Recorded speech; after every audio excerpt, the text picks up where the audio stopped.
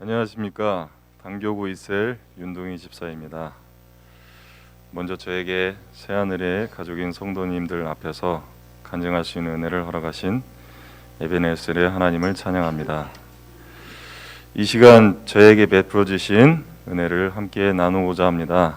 지금으로부터 22여 년 전 20대 후반에 직장 검진을 통한 신장 이상 소견으로 재검을 몇 차례 받았던 적이 있습니다.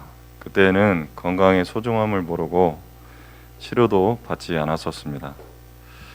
그 이후 30대 때 그때는 저희 어머니께서도 신장이 좋지 않으셔서 병원 진료를 받다가 그 후로 더 안 좋아지셔서 혈액투석을 하기 시작했던 그때였습니다.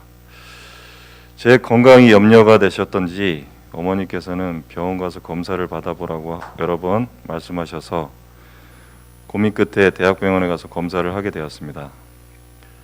검사 결과는 만성 신부전증 4기로 신장에는 수치가 30%밖에는 그 기능을 하지 못한다는 교수님의 소견을 듣게 되었을 때 머릿속이 멍해지면서 모든 것을 잃게 되었다는 생각마저 들었습니다.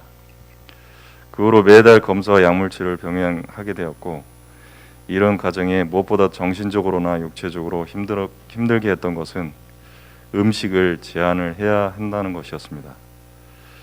짠 것, 날 것, 과일, 채소 이 밖에도 많지만 이것에 대한 스트레스는 점점 쌓여져 갔고 가족들을 힘들게 했었습니다. 이로 인해 함께 사는 가족도 제 기준에 맞춰야 했고, 그런데다가 매일매일 짜증 부리는 것이 일상이 되어버렸습니다.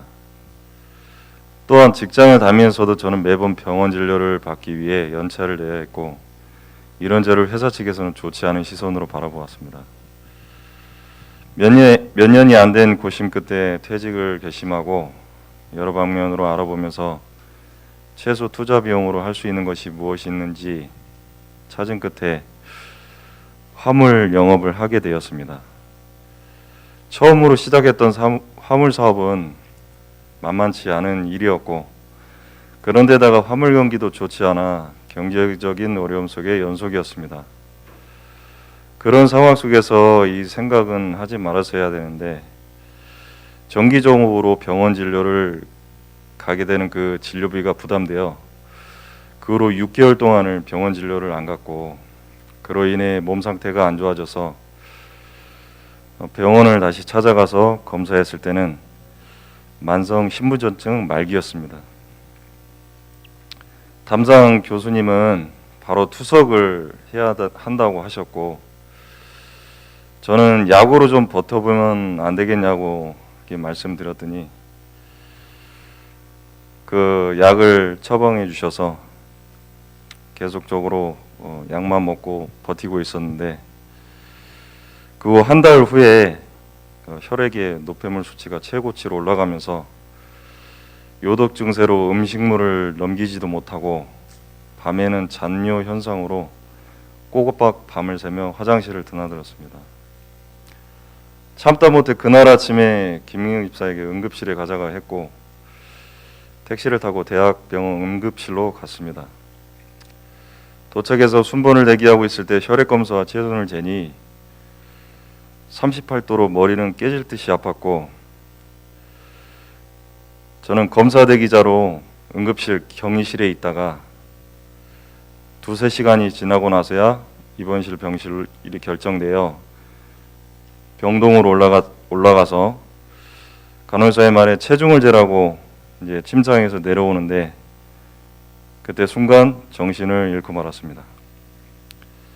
이틀간의 정신을 잃고 그 이후로 기억이 사라졌었는데, 김민경 집사는 별 문제 없을 거라고 생각하고 집으로 갔었고, 병원에서는 연락을 했었지만 그때 전화가 안 돼서 연락이 안 돼요. 그 다음날 아침에 병원에 왔을 때 저는 병동 집중 치료실에 있었다고 했었습니다. 하나님의 은혜를 그래도 의식을 차려 일어났을 때 일반 병실에 있었고, 그때 또다시 여러 가지 검사를 통해 혈액 검사에서 염증 소견이 있었습니다. 이 치료가 짧게는 4주에서 길게는 6주 이상 항생제 치료를 받아야 한다는 그런 진단이었습니다. 이때부터 저는 매일 기도와 말씀을 묵상했습니다. 이사야 53장 5절, 그가 찔림은 우리의 허물 때문이요 그가 상함은 우리의 죄악 때문이라. 그가 징계를 받음으로 우리는 평화를 누리고 그가 채찍에 맞음으로 우리는 나음을 받았도다. 아멘. 그리고 기도와 말씀을 묵상을 통해 치유하시는 하나님께서 일하심으로 퇴원을 하게 되었고 항생제 치료는 4주 만에 끝나게 되었습니다. 지금 비록 한 주에 3번씩 혈액 투석을 하고 있지만 저는 절대 낙심하고 원망하지 않습니다. 왜냐하면 하나님께서 신장을 완전히 치유해 주실 거라고 믿기 때문입니다. 그동안 어려운 경제 상황 가운데서도 구제와 또 기도로 아낌없이 섬겨주신 사랑하는 목사님, 사모님, 새하늘의 가족 여러분, 진심으로 감사를 드립니다. 하나님의 은혜를 받았으니 앞으로 열심으로 보답하며 사는 저와 저희 가정이 되겠습니다. 감사합니다.